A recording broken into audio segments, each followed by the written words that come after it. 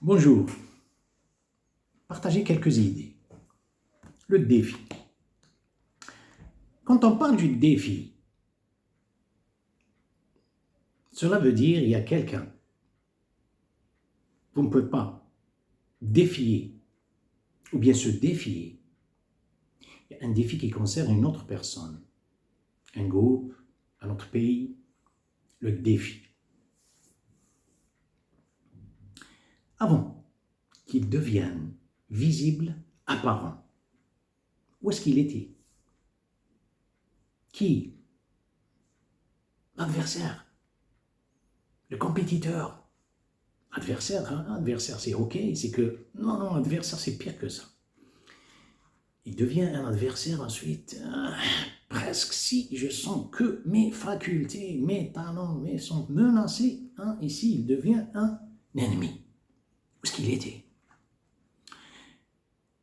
Il était, c'est malheureux de le dire, il était dans mon subconscient. C'est moi qui l'ai créé. J'ai créé un adversaire, j'ai créé une force contre moi-même, justement. Le défi, ça a été toujours comme ça dans le monde. C'est que le malheur, on le fait. Et on enseigne, on l'enseigne, on éduquer les enfants avec un défi. On leur d'inculquer le défi dans leur subconscient et ils vivent toute une vie avec un défi, sont en train de faire des forces de bras contre. Un challenge dans le monde. Regardez ce qui se passe. Avant qu'ils deviennent apparents, visibles, la personne qui je dois défier, elle était dans mon subconscient. Comment elle a été créée? C'est une question, point d'interrogation, laisse ça de côté. Si on pose la question, on dit Satan. Dans le monde céleste, est-ce qu'il était en train de chercher Adam pour le dévaluer? Il ne le connaît pas. Il n'existe pas, il n'est pas encore dans cette existence. Comment il l'avait cherché?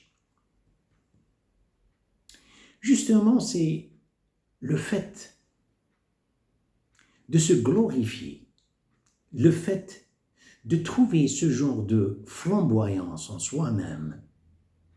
Ici surgit une menace qui vient de quelque part, car cette flamboyance, ce genre de, disons, pouvoir, omnipotence, si elle n'est pas surveillée, si elle n'est pas sous une maîtrise, elle peut ruiner la personne, car elle crée des adversaires. Satan avait cherché inconsciemment l'existence de Adam pour le dévaluer, avant même son apparence existentielle. Maintenant, regardez à propos de Pharaon, ça, au niveau d'un gouvernement en Égypte. Pharaon, c'est lui qui a créé Moïse. Peut-être le mot est mal placé. On ne peut pas utiliser le mot création. Ça concerne uniquement Dieu qui, le fait de, disons, secourir quelque chose du néant ou bien apporter quelque chose du néant vers son apparition existentielle, ça concerne uniquement Dieu. L'être humain ne peut pas être un créateur. Il modifie, il fabrique et tout ça. Mais on lui attribue ça. À Pharaon, il l'avait créé. Et pourquoi? Pharaon était très sincère. Lorsqu'il avait proclamé, il leur a dit que je suis votre Dieu. Car cette expression, c'est à partir de quelqu'un qui est sincère. Il était sincère dans ses mensonges.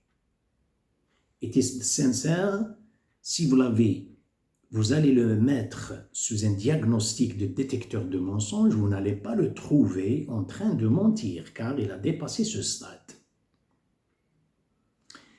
Ça, il y avait une menace contre lui. Il avait créé. Il y avait Moïse, le potentiel au niveau de son subconscient, jusqu'au point où il avait fait un rêve que son royaume, son administration va périr à travers les mains d'un bébé, des enfants d'Israël, la communauté qu'il humilie et qui exploite. Il s'est réveillé avec la sueur sur son visage. Il a donné des instructions à ses soldats, les agents secrets, pour égorger tous les bébés. Le malheur, c'est que la personne concernée, le bébé concerné, qui va ruiner son royaume, il ne l'avait pas touché. Car la mère, par inspiration divine, Dieu lui avait demandé, ordonné, inspiration, mettre le bébé à l'été, le mettre dans une boîte et de le jeter dans cette rivière. Et la rivière, les vagues de la rivière vont l'emmener où? Bizarre. C'est dans le royaume, vers le royaume de son ennemi. وأوحينا إلى أم موسى أن اقذفيه في التابوت فاقذفيه في اليم فليلقه اليم في الساحل يأخذه عدو لي وعدو له. C'est que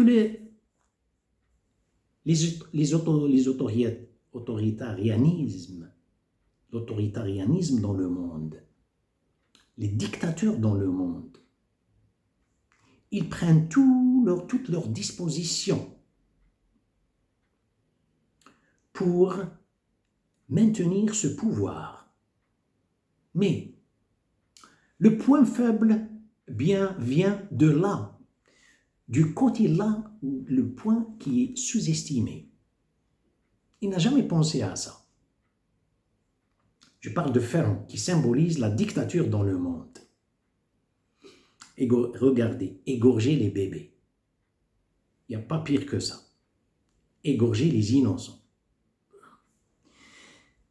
Le bébé concerné, il n'a pas pu le toucher. Et encore, ce qui est l'étrange, c'est qu'il l'avait adopté dans son propre gouvernement. Et c'est Assia, c'est sa femme qui l'avait adopté. Qu'est-ce qu'on a ici comme, c'est-à-dire le métaphore, on essaie de comprendre ce qui est derrière cette philosophie. C'est que il a pris tous ces dispositions, les précautions et tout ça, pour éliminer, pour sauvegarder son pouvoir, mais regardez. Mais notre sujet n'est pas à propos de ça, c'est le sujet lui qui avait créé Moïse. Moïse était au niveau de son subconscient. Ensuite, il s'est épitomé. Épitome dehors. Voilà ce qui se passe. Le défi, qu'est-ce qu'il fait?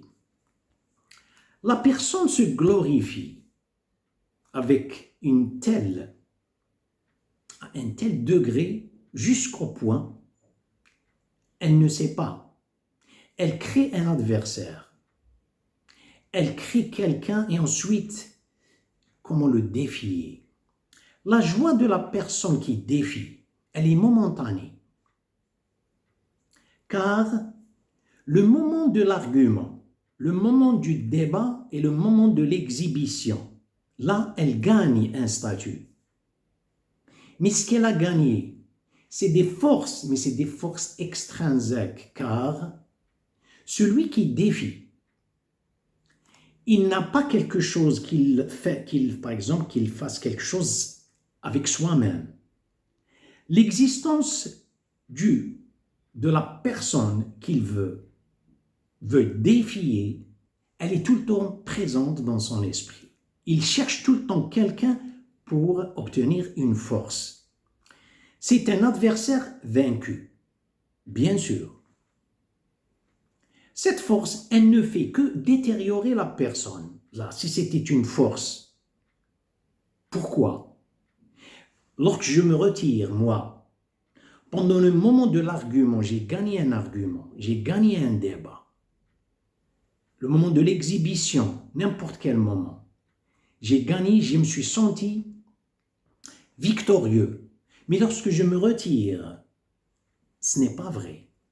Car ça vous donne une idée que c'est une énergie qui est extrinsèque. C'est une force, mais elle est fausse, ce n'est pas une force. Pourquoi il y a l'envie chez l'être humain? On dit l'envie, en arabe, peut-être al-hasad. Ça existe chez l'être humain. Al-hasad, on dit, l'envie c'est quelque chose, c'est pas bien. En religion, en islam, l'envie, elle existe. Elle est acceptée. Elle est acceptable, acceptée, elle fait partie de l'inné. Mais simplement, ce que le prophète vous a dit, vous l'orientez. Donc, il y a une différence entre la jalousie et l'envie. L'envie, c'est que, al-hasad, c'est que lorsque vous voyez quelqu'un mieux que vous, vous n'aimez pas ça. On dirait que c'est une menace. Mieux que moi. Je n'aime pas le voir. C'est une menace pour moi. Et je déteste. Dire qu'il y a une haine. Si je vois quelque chose de malheur qui arrive aux gens, surtout mes compétiteurs, il y a une joie interne. Personne ne peut vous dire, diagnostiquer ça que vous-même. Vous avez un psychologue, ne peut pas déterminer ça. Personne ne vous dit ça. Vous êtes le psychologue de soi-même. Vous voyez cette énergie qui existe, on ne fait pas attention, on la développe. Regardez, on pense qu'on a développé une force extrinsèque. Par rapport à quoi? Extrinsèque. Moi, j'utilise trop, c'est ma soeur qui m'avait dit, tu utilises trop ce mot. Ça fait partie, on dirait, ça fait partie de l'acquis, ça fait partie de quelque chose de dehors par rapport au noyau de l'existence. Le noyau, c'est les moi. L'enfant, dans ce monde, il y a des pays, qui est le cas des États-Unis, l'enfant, dès son plus jeune âge, is a challenge. Vous avez cette sensation chez l'être humain, chez l'enfant, is I dare you. I dare you, c'est-à-dire je vous défie. Si vous voulez, l'enfant, vous avez tout un pays, regardez, un pays avec challenge, avec le défi. Ils vivent avec le défi. Ils développent des forces. C'est des forces. Ces forces, si je dis extrinsèques, et extrinsèque, bien, j'ai un défi. Laisse-le. J'ai quelque chose d'extra à la maison. J'ai mangé, je suis un gaspilleur. Eh bien, je vais le jeter. Non, lorsqu'il s'agit du cerveau, c'est quelque chose d'autre. Ces forces extrinsèques, elles vont être remplacées par des forces compulsives, irrésistibles, qui vous tirent vers quoi? Vers une perdition, vers une ruine. Voilà ce qui se passe ici. Je développe extrinsèquement. Bon, laissez. Non. Elles vont être remplacées sans que la personne concernée le sache. C'est des forces qu'elles deviennent irrésistibles. Il ne peut pas, ce n'est plus. Revenons à Pharaon. Pharaon, dès le début, Moïse, quand il avait dialogué avec lui, poliment, il était en train de zigzaguer. Il savait que Moïse était le messager de Dieu. Quand il leur a dit, inconsciemment, devant les hommes de congrès, il leur a dit « Inna rasulakum alladhi ursila ilaykum la majnoun » votre messager qui a été envoyé. Donc il sait que quelqu'un l'avait envoyé. Regardez, il l'avait verbalisé inconsciemment. Inna rasulakum alladhi ursila ilaykum la majnoun.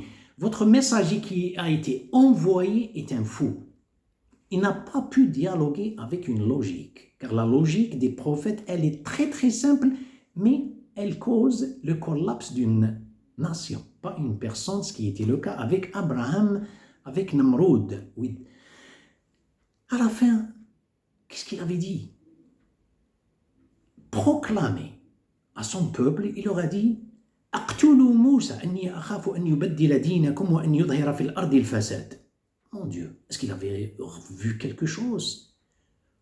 اقتلوا, tuez Moïse, j'ai peur qu'il change votre religion, il va causer un malheur sur la terre. Comme ça. اقتلوا موسى إني أخاف أن يبدل دينكم وأن يظهر في الأرض الفساد. Est-ce qu'il y a quelque chose archivé que Moïse a provoqué Pharaon avec un parti opposé? Pharaon était avec un régime, ensuite Moïse a créé un autre parti. Non. Mais pourquoi il avait proclamé ça? Ensuite, jusqu'au point, il a dit après, c'est une poursuite. Mais Moïse n'avait rien fait. Mais Pharaon a fabriqué une propagande contre lui-même. Ce qui se passe aux États-Unis aujourd'hui, avec toutes les puissances, attention, ce n'est pas uniquement les États-Unis. Les États-Unis, c'est l'omnipotence visible dans le monde. Et les autres, et quand l'Empire collapse, il collapse avec les tentacules. Tous ceux qui ont attaché avec les tentacules vont subir les mêmes répercussions ou bien conséquences. L'exemple des États-Unis contre le Japon pendant la Deuxième Guerre mondiale. Le Japon était déjà sous ruine. Les Américains ne les ont pas uniquement bombardés. Ils les ont brûlés avec du napalm. Les champs, les forêts, et inclus les êtres humains. C'était ça y est. Mais c'était en même temps, il y avait la bombe nucléaire atomique. Non seulement ils ne l'ont pas jeté sur le Japon, ils l'ont jeté sur le monde. Voilà ce que c'est que le défi. Ils ont une expression. Les Américains, ils disent, ne jouez pas avec les cornes du taureau. Méfiez-vous. Voilà ce qu'ils ont dit lorsqu'ils ont jeté une, ensuite la deuxième. À l'époque, ils avaient uniquement 2. Mais c'est pour intimider un monde.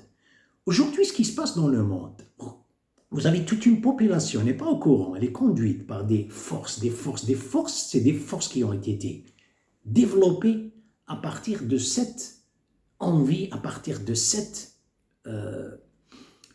omnipotence de défi dans le monde. Regardez, elle est incontrôlable. Les grands sages dans le monde, américains, dans n'importe quel pays, la Russie ou la Chine, quelque part dans le monde, s'il y a des sages, ils le savent très bien. Même les autres puissances se méfient, car la personne ou un gouvernement qui atteint ce genre d'omnipotence, il ne décide plus, il est décidé partout. Je ne suis pas en train de pointer le doigt sur les Américains. D'autres pays, n'importe quel pays, du moment qu'ils deviennent un peu riches, ils commencent à envahir un autre pays. Ce qui est le cas de l'Arabie Saoudite avec leurs voisins. Leurs voisins parallèles, je parle Émirats contre le Yémen. Tuez-les. Regardez le défi. Une mentalité pareille, elle est conduite, elle ne conduit plus. Le bizarre aussi, l'étrange, c'est lorsque les peuples s'attendent, ils font la chaîne dehors et ils s'attendent à ce que le gouvernement va les aider. Que Dieu vous protège et à la prochaine.